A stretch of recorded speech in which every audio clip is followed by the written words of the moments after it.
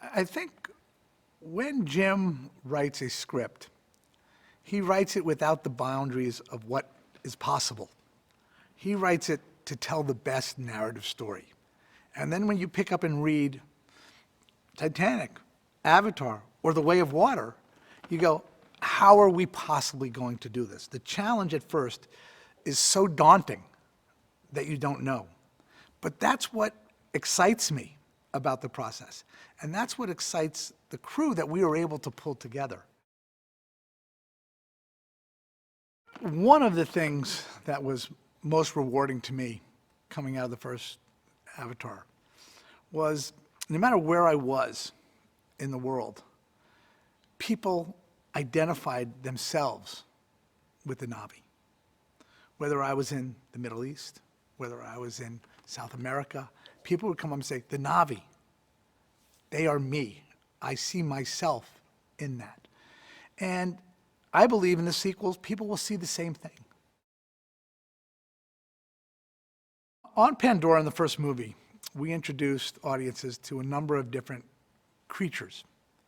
As we move into the sequels, we're doing the same thing. There's one creature in particular called the Tulkun that is more than just a creature.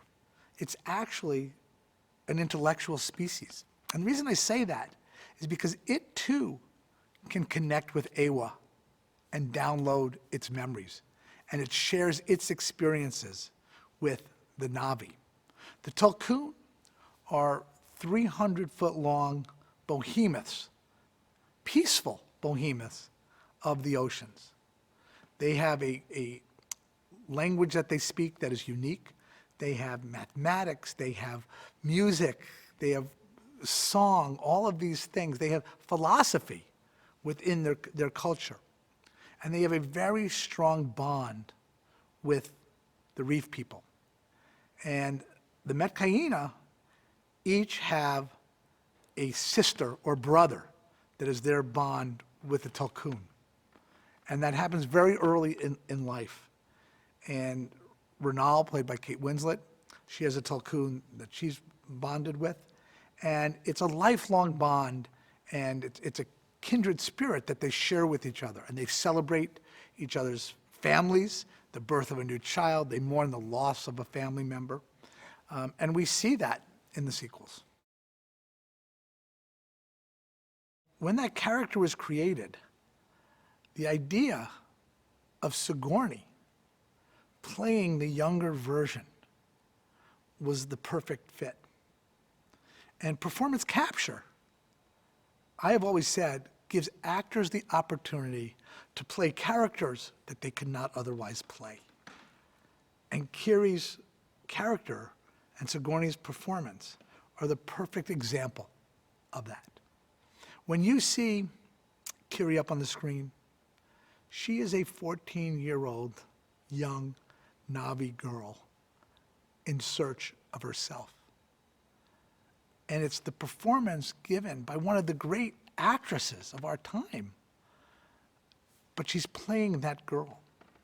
And Sigourney went back and studied what she was like when she was younger. We looked at footage that Sigourney gave us in helping to design Kiri and still images, because for us, in a character that we create, it only works to have the performance come through if you're holding on to some of the facial aspects of the actor itself.